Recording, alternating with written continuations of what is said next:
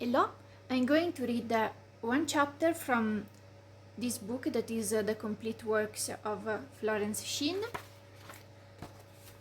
And this chapter is called The Game. Most people consider life a battle, but it is not a battle, it is a game. It is a game, however, which cannot be played successfully without the knowledge of spiritual law, and the Old and the New Testaments give the rules of the game with wonderful clearness. Jesus Christ taught that it was a great game of giving and receiving. Whatsoever a man soweth, that shall he also reap. This means that whatever man sends out in word or deed will return to him. What he gives, he will receive. If he gives hate, he will receive hate. If he gives love, he will receive love. If he lies, he will be lied to. We are taught also that the imagining faculty plays a leading part in the game of life. Keep your art or imagination with all diligence, for out of it are the issues of life. This means that what man images sooner or later externalizes in his affairs. I know of a man who feared a certain disease. There are some authors about this new thought or science of mind that basically says that just what you desire, the universe from your heart, the universe will give it to you because it's what the divine wants for you also, and that you don't need to do any intervention on your part.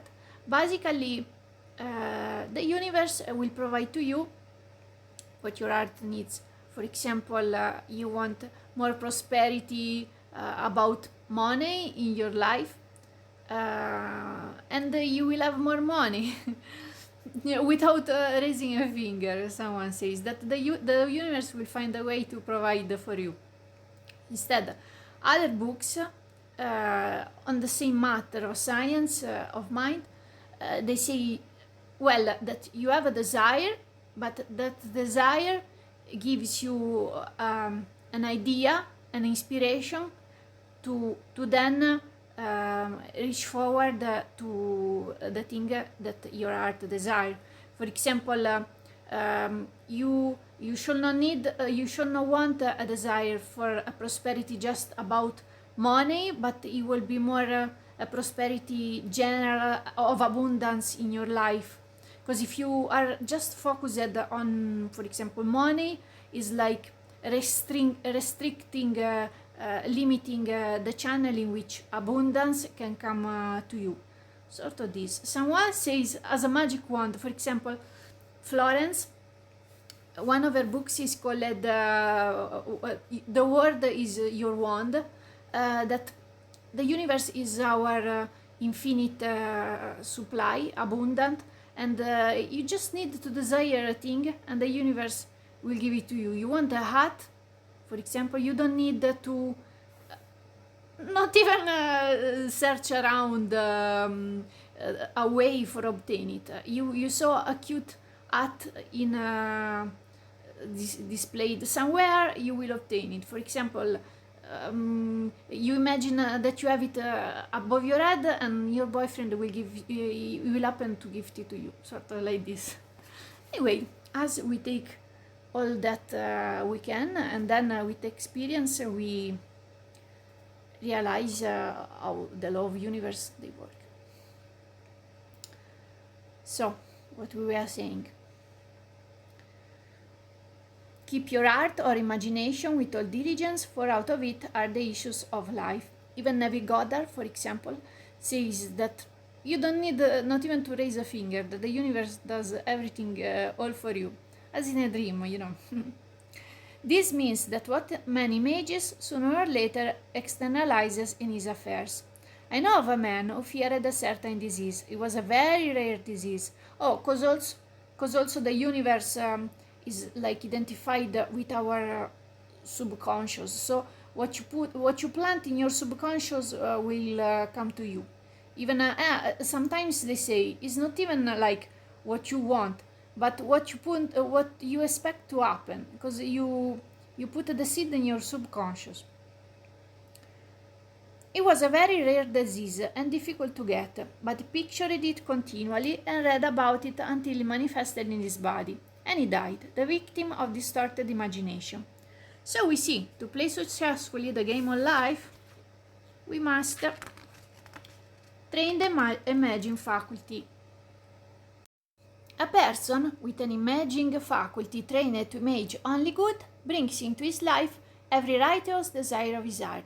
Health, wealth, love, friends, perfect self-expression, his highest ideals. The imagination has been called the scissors of the mind, and it is ever cutting by day by day the picture man sees there, and sooner or later he meets his own creation in his outer world. To train the imagination successfully, man must understand the workings of his mind. The Greeks said, "Know thyself." There are three departments of the mind: the subconscious, conscious, and superconscious. The subconscious is simply power without direction. It is like steam or electricity, and it does what it is directed to do. It has no power of induction. Whatever man feels deeply or images clearly is impressed upon the subconscious mind and carried out in minutest detail, as I was saying. For example, a woman I know when a child always made believe she was a widow. She dressed up in black clothes and wore a long black veil, and people thought she was very clever and amusing. She grew up and married a man with whom she was deeply in love. In a short time, he died, and she wore black and a weeping veil for many years. The picture of herself as a widow was impressed upon the subconscious mind, and in due time worked itself out, regardless of the havoc created. There was even a book of a man recently, really, I can't read it because it's still not in public domain, that when he was imagining something, then it was happening. But now I don't remember the name, it's really recent. And he dedicated his life to make experiments about this. Sooner or later I will find his name. The conscious mind has been called mortal or carnal mind. It is the human mind and sees life as it appears to be. It sees death, disaster, sickness, poverty, and limitation of every kind, and it impresses the subconscious. The superconscious mind is the God mind within each man and is the realm of perfect ideas. In it, it is the perfect pattern spoken of by Plato, the divine design, for there is a divine design for each person. There is a place that you are to feel and no one else can feel, something you are to do which no one else can do, as the same book say, no. There is a perfect picture of this in the superconscious mind. It usually flashes across the conscious as an attainable ideal, sometimes too good to be true. In reality, it is man's true destiny or destination, flashed to him from the infinite intelligence within, which is within himself. Jesus Christ said, "Seek you first the kingdom of God and his righteousness, and all these things shall be added unto you." And he said the kingdom was within man. The kingdom is the realm of right ideas, or the divine pattern. Jesus Christ taught that man's words play the leading part in the game of life. By your words you are justified, and by your words you are condemned. Many people have brought disaster into their lives through idle words. For example, a woman once asked me why her life was now one of poverty and of limitation. Formerly, she had a home, was surrounded by beautiful things, and had plenty of money.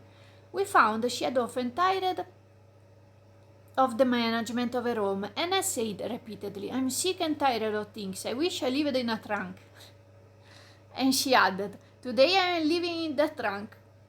She has spoken herself into a trunk. The subconscious mind has no sense of humor, and people often joke themselves into unhappy experiences. For example, a woman who had a great deal of money joked continually about getting ready for the poor house. In a few years, she was almost destitute, having impressed the subconscious mind with a picture of lack limitation. This stuff made me laugh. Fortunately, the law works both ways, and a situation of lack may be changed to one of plenty. For example, a woman came to me one hot summer's day for a treatment for prosperity. She was worn out, dejected, and discouraged. She said she possessed just $8 in the world.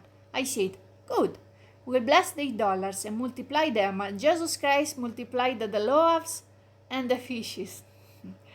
for he thought that every man had the power to bless and to multiply, to heal and to prosper. She said, "What shall I do next?" I replied, "Follow intuition. Have you a hunch to do anything or to go anywhere?" Intuition means intuition, or to be taught from within.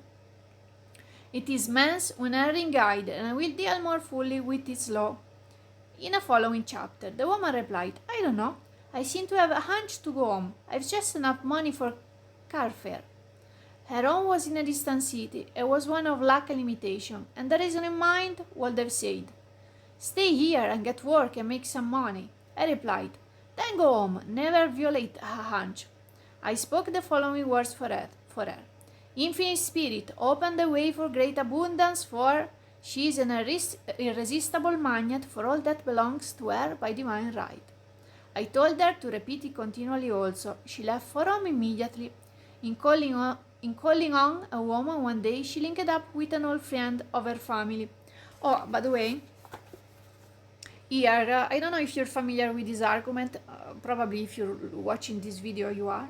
But it's okay that another person speak the words for you, and maybe it's even more easily, because if you do it yourself, maybe you don't believe it truly, and so it doesn't impress your subconscious. Maybe it's more easy that if another person say it, it has not the same fear that you are holding.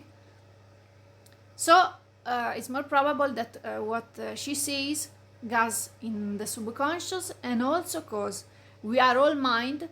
So even if she thinks it for you, it's a thought that will go to impress the universe, the same as if you were you thinking, as if you are all one person. So if you do it you, or you does it a friend, it's the same. This is. I can't wait really for science and humanity to go on about discovering how the law of universe mental works. So. Through this friend, she received thousands of dollars in a most miraculous way. She has said to me often, "Tell people about the woman who came to you with $8 and a hunch." There is always plenty on man's pathway, but it can only be brought into manifestation through desire, faith, or the spoken word. Jesus Christ brought out clearly that man must make the first move. Ask and it shall be given you. Neville Goddard even says, don't even raise a finger. Seems strange. Seek and you shall find. But it can happen in some situation. For example, it's ever happened to you that you're thinking to a friend and you receive like his call? There are this sort of synchronicities. In the scripture, we ask and it shall be given you, seek and you shall find, knock and it shall be opened to you. In the scriptures, we read, concerning the works of my hands, command you me. Infinite intelligence, God, is ever ready to carry out man's smallest or greatest demands. Every desire, uttered or unexpressed, is a demand. We are often startled by having a wish suddenly fulfilled. For example, one Easter, having seen many beautiful rose trees, this is a story similar to the one of the hut. In the florist windows, I wished I would receive one, and for an instant saw it mentally being carried in the door. Easter came, and with it a beautiful rose tree. I thanked my friend the following day and told her it was just what I had wanted. In this case, she didn't raise a finger, she didn't do any action on her own. She replied, I didn't send you a rose tree, I sent you lilies. The man mixed the order and sent me a rose tree simply because I had started the law in action and I had to have a rose tree. They are magical, these things, to think about. Nothing stands between man and his highest ideals, and every desire of his heart, but doubt and fear. When man can wish without worrying, every desire will be instantly fulfilled. I will explain more fully in a following chapter the scientific reason for this and how fear must be erased from the consciousness. It is man's only enemy, fear of lack, fear of failure, fear of sickness. Why are you fearful, O you little faith? So we can see we must substitute faith for fear, for fear is only inverted faith. It is faith in evil instead of good. The object of the game of life is to see clearly one's good and to obliterate all mental pictures of evil. This must be done by impressing the subconscious mind with a realization of good.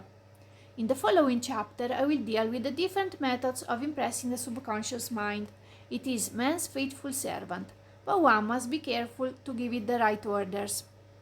Man has ever a silent listener at his side, a subconscious mind.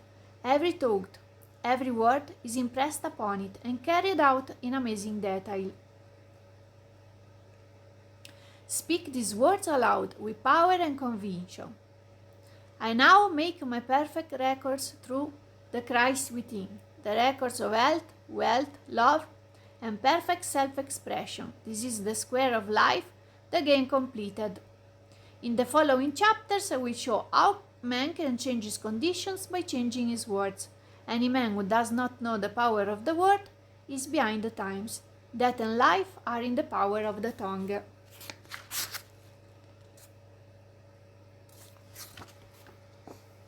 I like her, Florence Shinn, but if you are just starting on Science of Mind, I recommend you her works because they are easy to read and even funny, let's say. She's positive. If you want to go a little deeper, I will tell you to start with Troward, that really describe since the beginning of the universe how it works. Is the best, I guess.